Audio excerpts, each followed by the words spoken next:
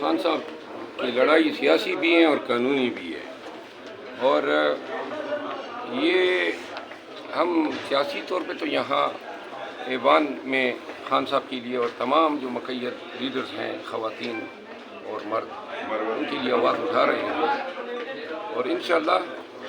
یہاں پہ ان 2 ایام کے اندر ان کو اندازہ ہو گیا ہوگا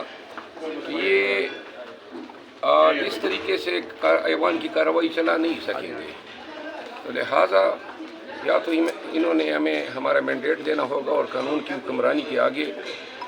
فرمان بردار بننا ہوگا، بصورت دیگر ایوان اسی طرح اکھاڑا ہی رہے گا۔ آپ کے دائیں جانب یہ وہ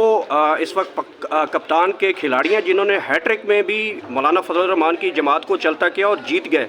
اور مولانا صاحب اب پھر کہہ رہے ہیں کہ ہمارے درمیان پہاڑ حائل ہے لیکن ہمارے جو سوچ ہے وہ ایک ہے۔ مجھے یہ اعزاز حاصل ہے کہ اس بھائی کے لیے میں نے کمپین کی ہے، میں گیا ہوں اس کے حلقے میں اور ٹھانگ کی تاریخ کا سب سے بڑا جلسہ کیا ہے، اور خوش قسمت ہیں ایسے لوگ جو اپنے پسماندہ ترین علاقوں میں جہاں پہ علم کی روشنی کم پھیلی ہے، یہ مذہبی عقائد کی بنیاد پہ سیاست کرنے والوں کو شکست دے جاتی ہے۔ اچھا سر، آپ کی ویڈیو بڑی وائرل ہو رہی ہے جس میں آپ آ رہے ہیں اور عطا تارڑ بھی ایک دوسری طرف جا رہے ہیں، آپ کا ٹاکرا ہوتا ہے، جیسے ہی نعرے بازی شروع ہوتی ہے عطا تارڑ راستہ ہی چینج کر جاتے ہیں، آپ کا خوف چھا گیا میرے لگتا ہے حکومتی بینچوں پہ۔ عطا تارڑ صاحب کو راستہ چینج نہیں کرنا چاہیے تھا،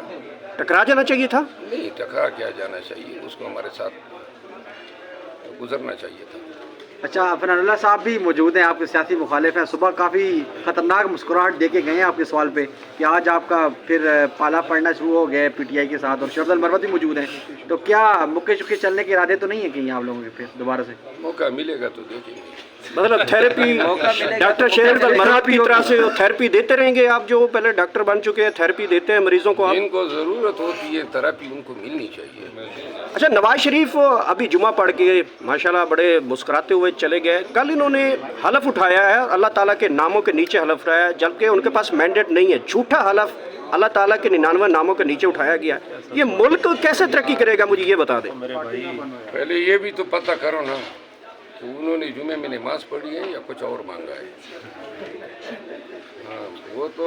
جو لوگ جھوٹی قسمیں اٹھاتے ہیں، جھوٹے الف ایوان میں پوری دنیا کے سامنے اٹھاتے ہیں، ان کی نمازیں کدھر قبول ہوں گی؟ اور ان کو علم ہے یہ مینڈیٹ چور ہیں، ان کو علم ہے انہوں نے پاکستان کے آئین کو پامال کیا ہے، اور ان کو علم ہے کہ یہ جو جھوچو کا مربع حکومت بنانے جا رہے ہیں یہ غیر قانونی ہے۔ شرم حیا تھوڑی بہت اگر ہوتی تو شاید یہ اس ایوان میں اپنے اجنبی ایمنیز کو ساتھ میں لاتے ہیں۔